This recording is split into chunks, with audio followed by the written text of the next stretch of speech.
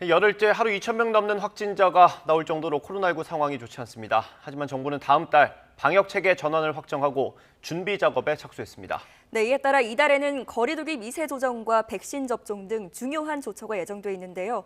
자세한 내용 류재복 해설위원과 함께 알아보겠습니다. 어서 오십시오. 네. 일단 정부가 사회적 거리두기를 현행 단계를 2주 더 연장을 했죠. 네. 조금 바뀌는 것들이 있더라고요. 어떤 것들이 있습니까? 지금 뭐 거리두기 단계가 수도권은 이제 최고 단계죠. 4단계, 비수도권은 3단계인데 이 조치를 완화할 수 있는 지금 상황은 아니죠. 예. 오히려 상황이 더 나쁘니까요. 그렇기 때문에 거리두기 단계는 그대로 유지가 됐고요. 대신에 다음 달 초쯤, 초중순쯤에 이제 단계적 일상 회복, 위드 코로나로 전환을 이미 선언을 했기 때문에 예. 그 준비 작업을 조금씩 들어가야 되거든요. 그런 측면에서 백신 접종을 마친 사람들에게 혜택을 주는 차원에서 몇 가지 완화된 그 조치가 있죠. 예. 결혼식은 지금 이제 4단계에서는 식사를 제공하면 49명, 예. 그다음에 지금 현재는 이제 49명밖에 되지 않는데요. 이것이 이제 식사를 주는 결혼식은 백신 접종을 마친 사람은 50명 정도 더 추가해서 이제 손님으로 받을 수가 있으니까 99명이 되는 것이고요. 예. 그다음에 이제 식사를 주지 않는 곳은 100명을 추가해서 199명까지 가능하도록, 그러니까 결혼식의 하객이 좀 더 많이 올 수 있는 단 백신을 맞은 사람에 한해서 그렇게 되는 것이고, 돌잔치도 지금 4단계는 4명밖에 안 되는 거거든요. 예. 그런데 접종 완료자가 추가되면 49명까지 늘렸고요. 그다음에 이제 실외 체육 시설이 뭐 야구라든가 풋살 뭐 이런 경기장, 동호회 모임들 있지 않습니까? 예. 이런 모임들이 지금까지는 4단계 지역에서는 사실상 어려웠습니다. 예. 뭐 서너 명이 모여서 실외 체육을 할 수가 없었으니까요. 그런데 네. 그것이 이제 이전으로 돌아가서 뭐 야구 같은 경우는 한 팀에 9명을 치면 18명 아닙니까? 거기에 곱하기 50%를 해서 27명 정도까지 모일 수 있도록 이렇게 이제 인원을 좀 확대해서 백신을 맞은 사람들은 사적 모임의 제한을 조금씩 풀어주는 단계로 이제 2주간 운영을 하기로 했고요. 예. 아마 2주가 지나게 되면 이 백신 접종자 혜택은 더 늘어날 것으로 이렇게 보입니다. 예. 네. 자, 그런가 하면 4분기 백신 접종도 본격적으로 시작됩니다. 청소년과 임신부 접종이 결정됐는데요. 여기서 논란이 없지는 않지만 부작용보다는 이익이 더 크다는 생각 때문이겠죠? 그렇죠. 이제 4분기, 지금 이제 3분기를 통해서 정부가 목표로 했던 1차 접종 70%가 이제 완료가 됐죠.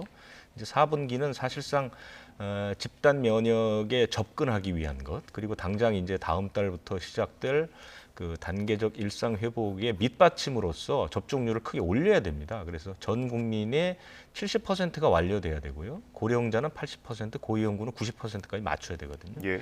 그러기 위해서 지금 이제 접종을 확대하는 거죠. 그래서 12살에서 17살 이 어린이 청소년들은 사실상 부작용이 외국에서 속속 보고되고 있고 일부 국가에서는 좀 꺼려하는 그런 나라들도 있습니다만 네. 우리는 어쨌든 12살에서 17살 접종을 하기로 했고 오늘 5일부터는 이제 예약을 받기 시작합니다. 예. 그래서 맞게 됐고 임신부도 마찬가지인데 임신부는 이제 전체적으로 전 세계적으로 처음에는 임산부 접종을 하지 않도록 권고했었죠. 우리도 네. 마찬가지입니다. 그러니까 임산부가 혹시라도 생길 부작용 때문에 마치기를 권고하지 않았는데 지금 그 여러 임상 결과를 보면 임신부가 오히려 코로나19 백신을 맞았을 때 더 중증으로 간다거나 감염력 이런 것들이 떨어지기 때문에 임신부는 접종을 하는 것이 좋다라고 결정이 됐죠. 그래서 임신부도 접종을 이제 시작을 할 겁니다. 그래서 지금 대상을 보면 12살에서 17살이 277만 명쯤 되고요. 예.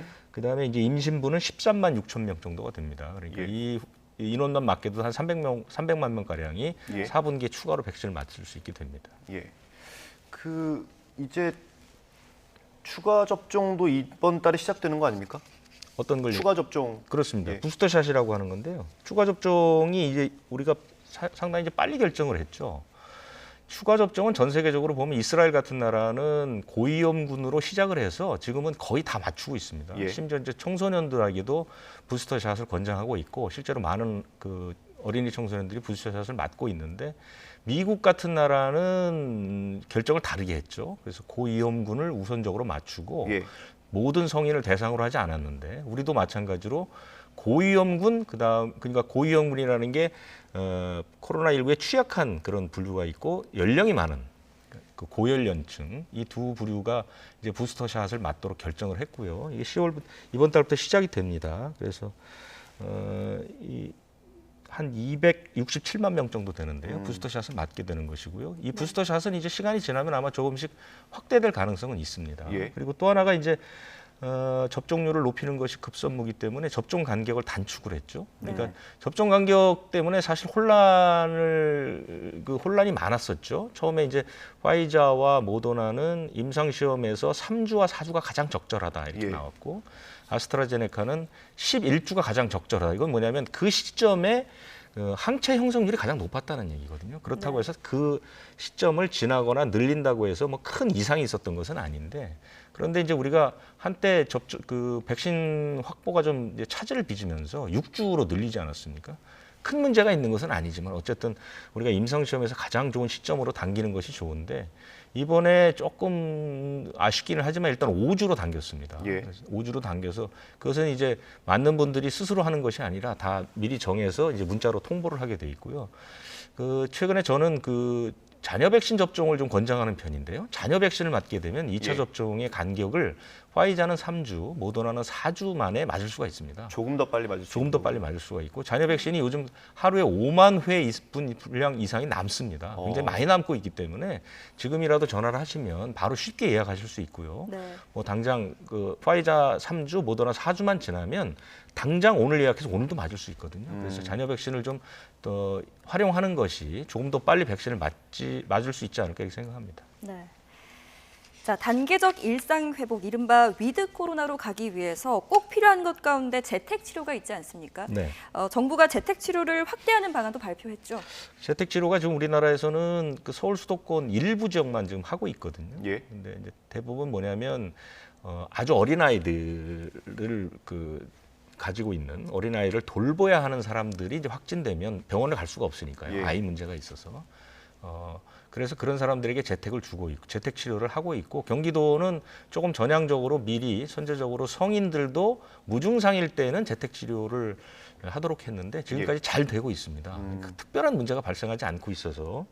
그리고 이제 또 하나는 뭐냐면 앞으로는 그 환자 발생 자체에 큰 무게를 두지 않습니다. 예. 그러니까 이른바 단계적 일상 회복이라는 것은 중증 환자. 그러니까 중증 환자를 어떻게 관리하느냐, 이게 이제 핵심이거든요. 예. 하루에 환자가 우리 보건복지부 장관이 얘기하기로는 하루에 3,500명이 나와도 큰 문제가 없다. 왜? 지금은 중증 화율이라고 그래서 중증으로 가거나 사망에 이르는 비율이 워낙 낮기 때문에 지금의 의료 체계로 충분히 감당이 가능하는데, 지금 문제는 뭐냐면 지금은 확진되면 무조건 생활치료센터로 보내거든요. 네. 예. 그럼 하루에 3,500명이 확진이 되면 열흘이면 35,000명입니다. 우리가 생활치료센터가 그렇게 감당할 수 있는 여력이 없거든요. 그러니까 그 사람들을 전부 집에서 치료하자는 것이죠. 그래서 치료를 해서 이제 확대를 하기로 했는데, 벌써 지자체 가운데 13개 지자체가 우리도 하겠다라고 이제 신청을 했으니까 아마 확대될 것 같고요. 그래서 기준을 바꿨습니다. 지금은 조금 전에 말씀드린 것처럼 소아나 청소년 환자, 그다음에 돌봄이 필요한 가족의 보호자, 이런 분들이 재택을 했는데, 앞으로는 무증상이거나 경증의 성인 환자는 예. 재택을 받을 수 있도록 네. 그렇게 이제 했는데, 중요한 것은 뭐냐면 이 재택 치료를 함으로써 만약에 재택 치료하는 사람이 경증에서 갑자기 중증으로 갔다거나, 또는 이 사람이 치료할 수 있는 수칙을 위반했을 때 어떻게 할 것이냐, 이런 게 굉장히 중요하지 않습니까? 예. 그러니까 가장 중요한 것은 경증이라서 재택 치료를 하다가 갑자기 중증이 되면 이 사람의 상태를 누가 파악해서 어떻게 연락해서 어떻게 이송하고 어떻게 치료할 것이냐, 이게 가장 중요한 핵심적인 문제거든요. 그러니까 이런 시스템들을 좀 갖추겠다는 것이고요. 그래서 병원들에게는 앞으로는 이제 이런 것들을 보험 수가를 적용해 줍니다. 그래서 재택 치료 받는 사람 관리하는 그 병원들은 한 사람이 한 8만 원 정도의 수가를 인정해 줘서 병원에서 직접 치료할 수 있는 그런 그 비용을 이제 부담해 주는 것이고요. 그다음에 우리가 학교 등교 수업할 때 했던 게, 이제 학생들이 각각 애플리케이션을 가지고 예. 스스로 자기가 증상을 해서 입력을 하게 되면 이제 서로 공유하는 그런 그 시스템이 있었는데, 아마 그 시스템이 도입될 것 같습니다. 그래서 재택 치료를 하겠다는 사람에게 그런 앱을 깔게 해서 하루에 시간을 정해서 자신의 상태라든가 처방 같은 것을 계속 모니터링하는 그런 방식으로 해서 재택 치료가 얼마나 자리를 잡느냐에 따라서 우리가 단계적 일상 회복으로 얼마나 빨리 갈 수 있느냐, 이 관건이 될 것으로 보입니다. 예. 네. 그 정부 목표대로 이제 단계적 일상 회복으로 방역 체계를 전환하려면 지금 우리가 하고 있는 사회적 거리두기 체계도 완전히 바꿔야 되지 않습니까? 그렇습니다. 근데 그걸 이제 전문가가 제시한 안이 있다고 하는데 어떤 겁니까? 지금 사실 이제 우리가 지금 적용하고 있는 그 사회적 거리두기 개편안이라는 게 7월에 적용이 됐는데 사실 이 개편안은 거의 그 역할을 하지 못했다는 평가를 받죠. 왜냐하면 네. 7월에 갑자기 이제 환자들이 늘어나기 시작하면서 지금 계속 유행이 가고 있고 도입 시기부터 지금까지 수도권은 계속 4단계밖에 적용을 하지 못하지 않았습니까? 예. 사실 그래서 그런 측면이 또 하나가 있고요. 그 다음에 또 하나는 이제 어차피 그 단계적 일상 회복으로 가게 되면 지금의 그 기준을 가지고는 새로운 그 단계적 일상 회복의 조치를 취할 수가 없기 때문에 여러 가지 안이 나오고 있는데요.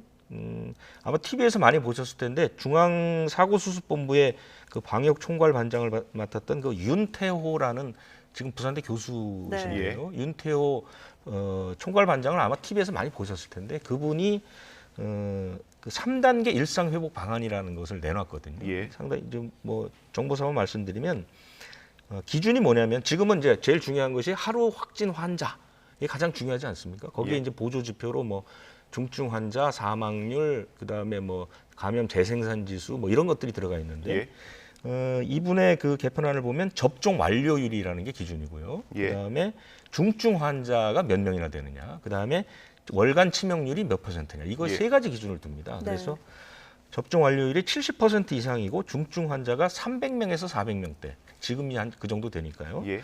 그다음에 이제 한 달 기준으로 치명률이 0.3%.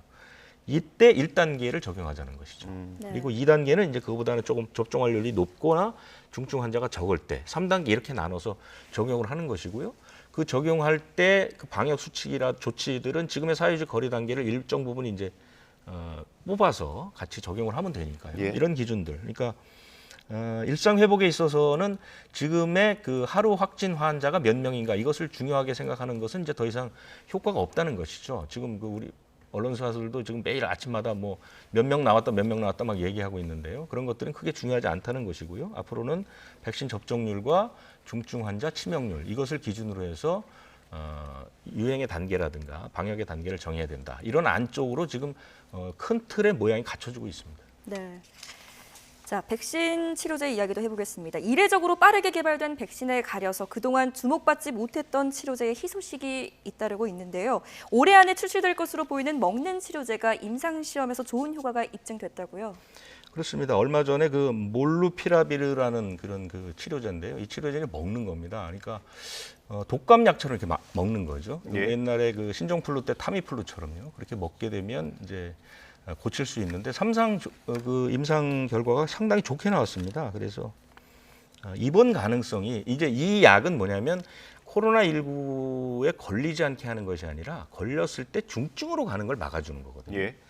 그래서 이제 입원 가능성이 50%나 떨어진다. 그러니까 중증으로 가는 확률을 반으로 줄인 정도니까요. 그리고 치명률은 뭐 실제로 이제 임상을 해보니까 이 약을 먹은 그 집단에서는 사망자가 한 명도 안 나왔습니다. 예. 그런데 가짜 약, 그러니까 이제 비교 대조군이죠. 대조군은 8명이나 사망을 했거든요. 그런 걸 보면 치명률은 더 좋다는 것이고 중증화율은 50%가 떨어졌다는 거죠. 굉장히 희소식일 수 있고요. 예. 이것이 이제 임상 3상에 나왔기 때문에 곧 긴급 사용 승인이 되고 미국에서 이제 긴급 사용 승인이 나게 되면 올 연말쯤에는 아마 미국을 비롯해서 우리나라도 들어올 수 있을 것 같습니다. 네. 미국은 이미 이 약을 지금 그 1조 4천억 원어치, 예. 그러니까 170만 명분을 선구매해 놓은 상태니까요. 네. 이 치료제가 게임 체인저라고 그래서 예. 이 판을 바꿀 수 있다. 그러니까 2007년 신종플루 때 타미플루가 나오면서 어느 순간 신종플루라는 감염병 자체가 사라져 버렸거든요. 네. 이런 가능성도 지금 있다라는 기대가 많습니다.